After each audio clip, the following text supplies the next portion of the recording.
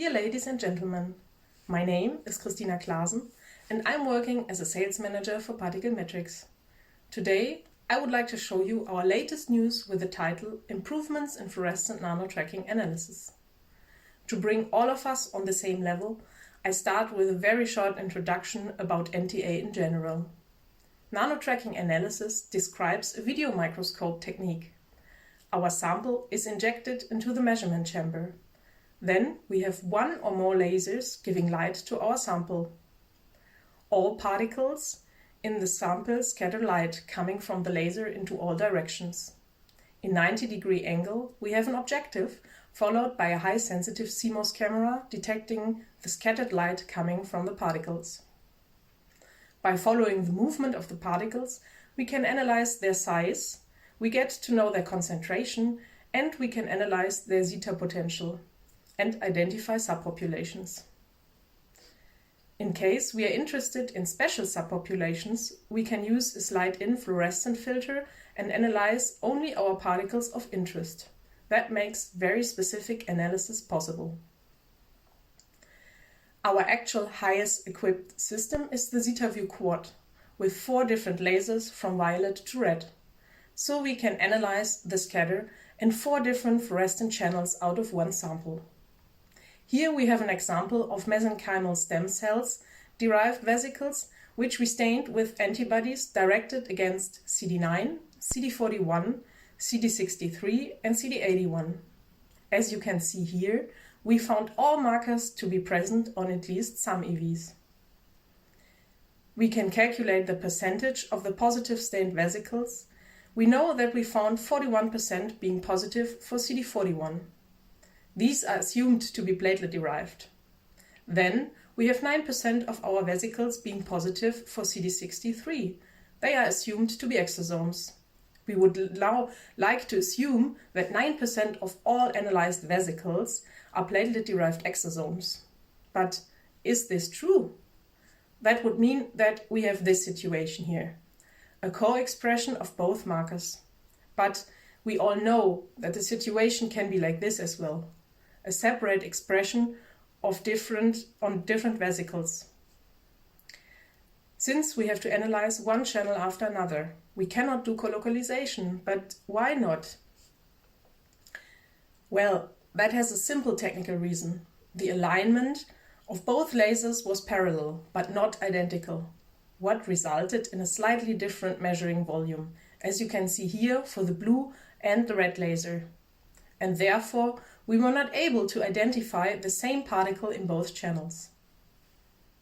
But now, there is a new laser generation available, which enables us to align both lasers perfectly in order to achieve the identical measuring volume.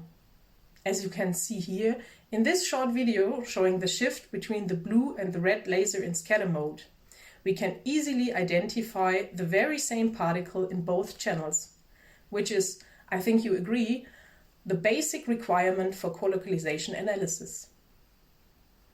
And now I would like to show you the very first colocalization data from our research lab, which show that colocalization with NTA is indeed possible.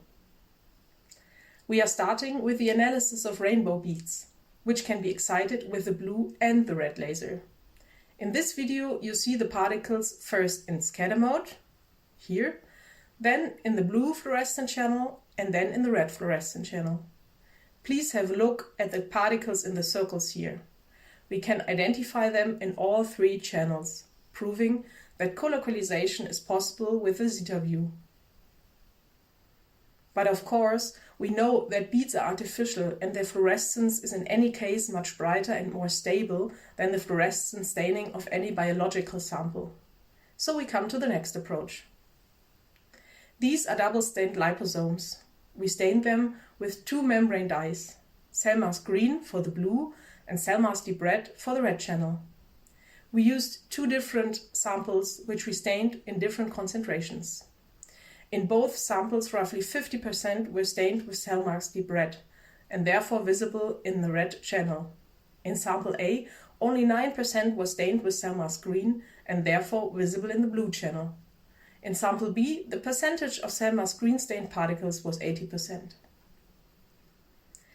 Here you can see the measurement of sample A in the blue and in the red fluorescent channel. Of course, we find much more particles in the red than in the blue channel. I marked the double positive ones with circles again, which could be found in both channels. In sample B, it is the other way around.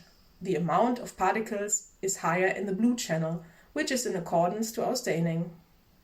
And here we find double stained particles as well. The percentage is higher than in sample A, which fits to our expectations. Analyzing now the results, we find out that 8.4 times 10 to the power of 14 particles per milliliter were detected in scatter mode, which is therefore our 100%. 9% could be found back in the blue channel and 51 in the red channel, which is in perfect agreement with the staining. And due to the colocalization feature, we can find out that 6% of all particles were double positive. In sample B, the concentration in scatter mode was with 5.7 times 10 to the power of 14 a bit lower.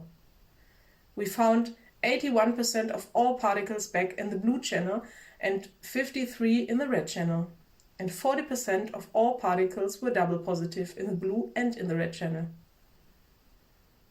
We are hardly working on the optimization of this colocalization feature and will be able to show double staining on EVs with fluorescently labeled antibodies soon.